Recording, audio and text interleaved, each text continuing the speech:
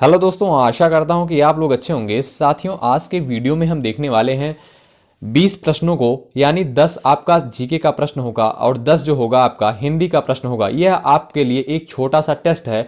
आप लोग इस टेस्ट को दीजिए, देखिए आप लोग इन 20 प्रश्नों में से कितने प्रश्नों को सही कर पाते हैं। अगर आप लोगों ने इन 20 प्रश्नों में से 14 से 16 प्रश्नों को सही कर दिया तो आप लोगों की जीके और हिंदी की तैयारी बढ़िया है। चलिए वीडियो को शुरू करते हैं। अगर आप यूपी बीएड एंट्रेंस एग्जाम 2022 की तैयारी कर रहे हैं और चाहते हैं सरकारी कॉलेज से बीएड करना, तो इस चैनल से जुड़ सकते हैं, सब्सक्राइब कर सकते हैं। अगर आपका कोई भी डाउट होता है तो कमेंट बॉक्स में जरूर लिखिएगा। चलिए बिना किसी देरी के अपना वीडियो स्टार्ट करते हैं और अपना पहला क्वेश्चन देखते हैं। आप लोग कमेंट जरूर करिएगा, अंत में जरूर कमेंट करके बताइएगा कि आप लोगों ने इन 20 प्रश्नों में से कितने प्रश्नों को सही किया है। आप लोगों की तैयारी कैसी चल रही है, यह टेस्ट आप सभी को बताएगा। चलिए पहला क्वेश्चन आपसे पूछा है, एक्सरे की खोज किसने की थी? ऑप्शन ए दिया है रोनाल्ड रॉस, ऑप्शन बी दिया है एच.सी. यूरे, ऑप्शन सी दिया है W.K. रोएंटजन, ऑप्शन डी दिया है जी मार्कोनी। तो आप लोग एक बार कोशिश करिए और कमेंट करिए कि इस क्वेश्चन का राइट आंसर क्या होगा। एक्सरे की खोज किसने की थी?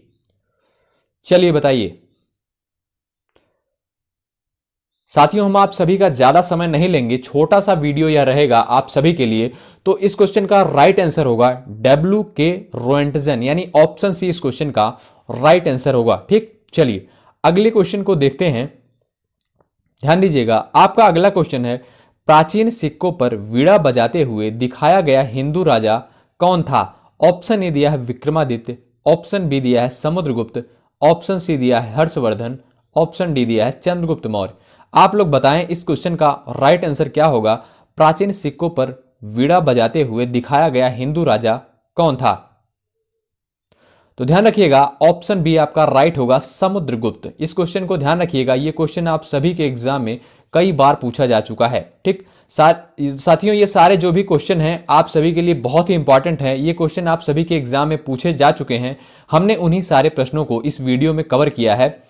आप लोग बताइएगा, यह आप सभी के लिए एक छोटा सा टेस्ट है। आप लोग अंत में कमेंट करके जरूर बताइएगा। अगला प्रश्न है, किसने कहा था स्वराज मेरा जन्मसिद्ध अधिकार है और मैं इसे लेकर रहूंगा? ऑप्शन ए दिया है मोहनदास करमचंद गांधी, ऑप्शन बी दिया है बाल गंगाधर तिलक, ऑप्शन सी दिया है जी.के. गोखले, ऑप्शन डी दिया है भीमराव अंबेडकर। चलिए बताइए, स्वराज मेरा जन्मसिद्ध अधिकार है और मैं इसे लेकर रहूंगा, बताइए किसने कहा था? यह नारा किसने लगाया था? चलिए भाई बताइए।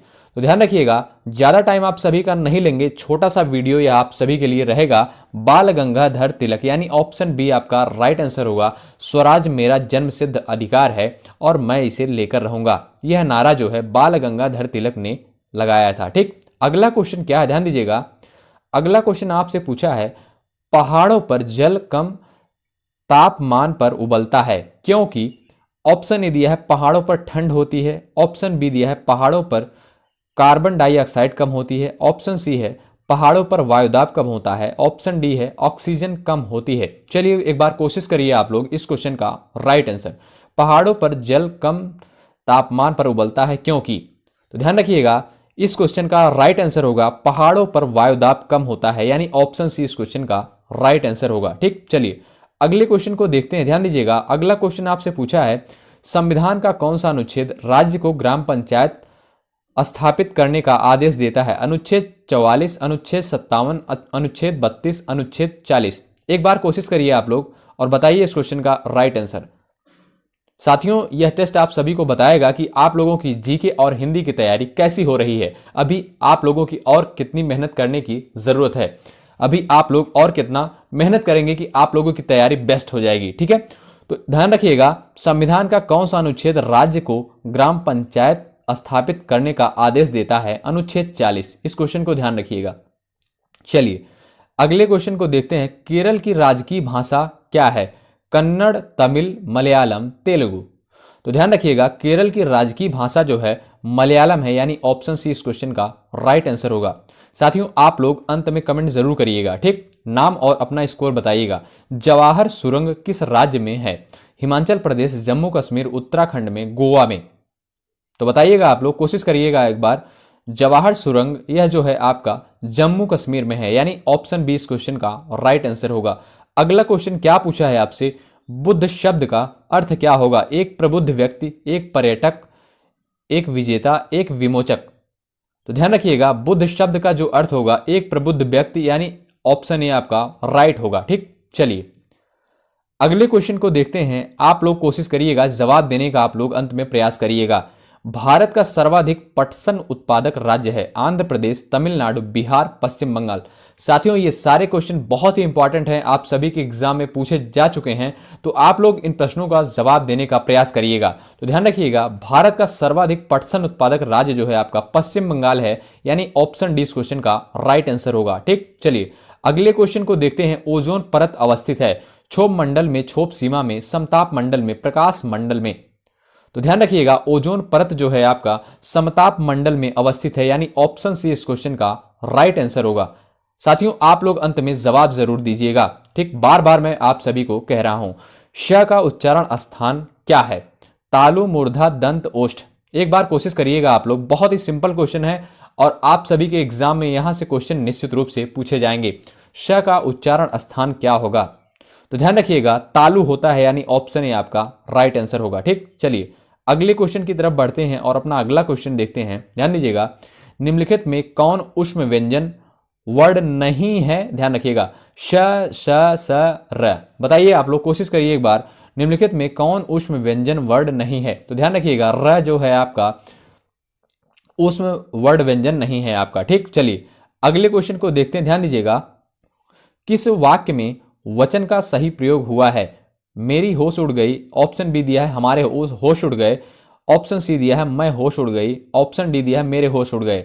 बताइएगा आप लोग किस वाक्य में वचन का सही प्रयोग हुआ है? तो ध्यान रखिएगा, मेरे होश उड़ गए, यानी ऑप्शन डी आपका राइट आंसर होगा, इसमें आपका सही वचन का प्रयोग हुआ है।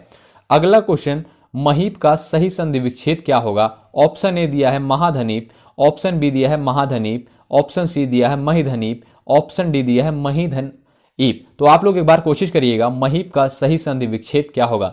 चलिए बताइए, हम आप सभी का ज्यादा टाइम नहीं लेंगे। तो ध्यान रखिएगा, महीप का सही संधि विच्छेद जो होगा आपका ऑप्शन डी होगा, महीप, यानी ऑप्शन डी आपका इस क्वेश्चन का राइट आंसर होगा। ठीक, सॉरी महाधनीप होगा, यानी ऑप्शन बी आपका इस क्वेश्चन का राइट आंसर होगा। चलिए अगला क्वेश्चन आपसे पूछा है, गगनचुंबी का समास पूछा है। गगनचुंबी किस प्रकार का समास है? अव्ययी भाव, बहुव्रीहि, तत्पुरुष, द्वंद्व। एक बार ट्राई करिएगा, कोशिश करिएगा आप लोग, गगनचुंबी किस प्रकार का समास है? तो ध्यान रखिएगा, तत्पुरुष समास, यानी ऑप्शन सी आपका राइट आंसर होगा। साथियों हम आप सभी का ज्यादा वक्त नहीं लेंगे, आप लोग इस टेस्ट को दीजिएगा और बताइएगा आप लोगों ने इन 20 प्रश्नों में से कितने प्रश्नों को सही किया है। अगर आप लोगों ने इन 20 प्रश्नों में से 14 से 16 प्रश्नों को सही कर दिया तो समझ लीजिएगा आप सभी की जीके और हिंदी की तैयारी बढ़िया है। ठीक है, चलिए अगला क्वेश्चन क्या है, ईद का चांद होना मुहावरे का सही अर्थ क्या होगा? कभी कभी दिखना, बहुत प्यारा होना, कपटी मित्र, संतोष करना। तो बताइएगा आप लोग, कोशिश करिएगा, ईद का चांद होना मुहावरे का सही अर्थ क्या होगा? तो ध्यान रखिएगा, कभी कभी दिखना, यानी ऑप्शन ए आपका राइट आंसर होगा। ठीक, चलिए अगला क्वेश्चन क्या पूछा है, इहलोक का विपरीतार्थक शब्द निम्न में क्या है? स्वर्गलोक, इंद्रलोक, परलोक, भौतिक। तो ध्यान रखिएगा, इहलोक का विपरीतार्थक शब्द जो आपका होगा परलोक होगा, यानी ऑप्शन बी आपका इस क्वेश्चन का राइट आंसर होगा। चलिए अगला क्वेश्चन देखते हैं, गुरु के समीप रहने वाला विद्यार्थी, अंतेवासी, अंतःपुर, वज्रवटुक, ब्रह्मचारी। कोशिश करिएगा आप लोग एक बार, गुरु के समीप रहने वाला विद्यार्थी क्या कहलाता है? तो ध्यान रखिएगा, अंतेवासी, यानी ऑप्शन ए आपका इस क्वेश्चन का राइट आंसर होगा। अगला क्वेश्चन पूछा है आपसे, जिसके पास कुछ न हो, अभावग्रस्त, अकिंचन, दीनहीन, महादीन। ट्राई करिएगा एक बार आप लोग, इस क्वेश्चन का राइट आंसर क्या होगा? जिसके पास कुछ न हो, तो ध्यान रखिएगा अकिंचन कहलाता है, यानी ऑप्शन बी इस क्वेश्चन का राइट आंसर होगा। ठीक, चलिए अगला क्वेश्चन है आपसे पूछा गया है, जो सब कुछ जानता हो, अज्ञ, सर्वज्ञ, विशेषज्ञ, बहुज्ञ। बताइएगा आप लोग, ट्राई करिएगा, जो सब कुछ जानता हो क्या कहलाता है?